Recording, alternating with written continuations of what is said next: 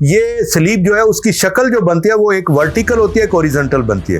سلیب جو اوپر سے نیچے ہے اس کا مطلب ہے خدا اور انسان، یہ جو ورٹیکل ہے خدا اور انسان کا رشتہ ہے، اور یہ ہاریزونٹل جو انسان اور انسان کا ہے، اس لیے اس کے جو دائیں اور بائیں ہے وہ بھی ہے اور جو اوپر ہے وہ بھی ہے، اس لیے اس نے خدا اور انسان کو بھی ملا دیا، اور افقی ہونے کا مطلب انسان کو انسان سے ملا دیا۔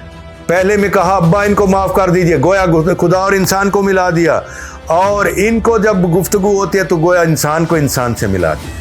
اس لیے دو انسان گفتگو کر رہے ہیں، بے شک وہ گفتگو آپ کو پسند آئے یا نہ آئے، اس کو پسند آتی ہے۔ کون سی؟ ایک نے کہا کہ اپنے آپ کو بھی بچائیے، ہمیں بھی بچائیے۔ دوسرے نے کہا یسوع جب تو اپنی بادشاہی میں آئے تو مجھے یاد کر۔ اس کا مطلب ہے دائیں اور بائیں والوں کو بھی زندہ کیا ہوا ہے، اور ابا ان کو معاف کر دیجئے کیونکہ یہ نہیں جانتے کہ کیا کر۔ میں نے یہ ہاریزونٹل بھی جوڑ دیا ہے، میں نے ورٹیکل بھی جوڑ دیا ہے، میں نے خدا اور انسان کو بھی جوڑ دیا، میں نے انسان اور انسان کو بھی جوڑ دی۔ ارے سلیب کے اندر ہی دونوں جڑتے ہیں، انسان کا رشتہ بھی اور خدا کا رشتہ بھی۔ اس لیے میں سمجھتا ہوں یہی دو رشتے ہیں کہ خدا اور انسان کا تعلق کیا ہو، انسان اور انسان کا تعلق ہے۔ ان دونوں کی ہیلنگ اور ان دونوں کی ریکنسٹرکشن، ان دونوں کی تعمیر نو، ان دونوں کا دوبارہ سے جڑنا، یہ سارا سلیب کے اندر موجود ہے۔ اس لیے میں سمجھتا ہوں سلیب، یہ کراس کیا ہے؟ Climax of history of salvation. ہاں جی، کلائمیکس ہے، اور ہم جو مصلوب پر ایمان رکھتے ہیں، ہمارے لیے سلیب تو خدا کی حکمت ہے۔